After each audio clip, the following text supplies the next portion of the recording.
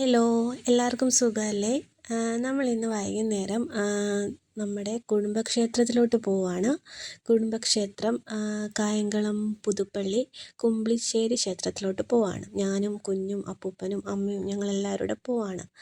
അമ്പലത്തിലേക്കുള്ള വിളക്കെണ്ണയും കർപ്പൂരവും ചന്ദനത്തിരിയൊക്കെ ആയിട്ട് നേടം നമ്മൾ അമ്പലത്തിലോട്ട്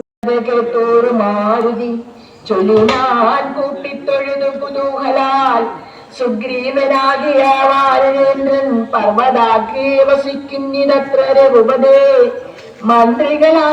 കർക്കിടക മാസം ആയതുകൊണ്ട് തന്നെ അമ്പലത്തിൽ എല്ലാ ദിവസവും വൈകുന്നേരം കഞ്ഞിയും പയറും ഒക്കെയുണ്ട്.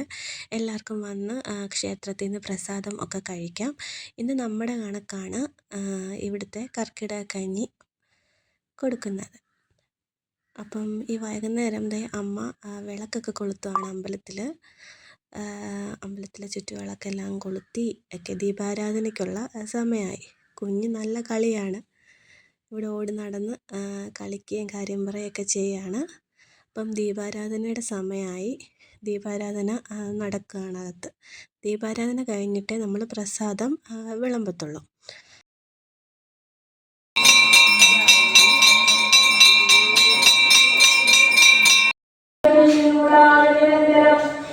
അപ്പോൾ പ്രസാദമൊക്കെ കിട്ടിയതിന് ശേഷം നമ്മൾ കഞ്ഞി വിളമ്പത്തുള്ളൂ.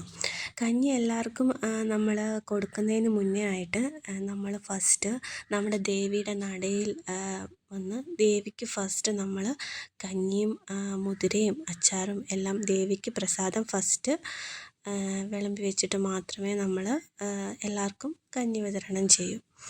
അതിനായിട്ട് അമ്മ ഫസ്റ്റ് കഞ്ഞിയും മുതിരയും ഒക്കെ ഫസ്റ്റ് ദേവിക്ക് വേണ്ടി സമർപ്പിക്കുകയാണ്.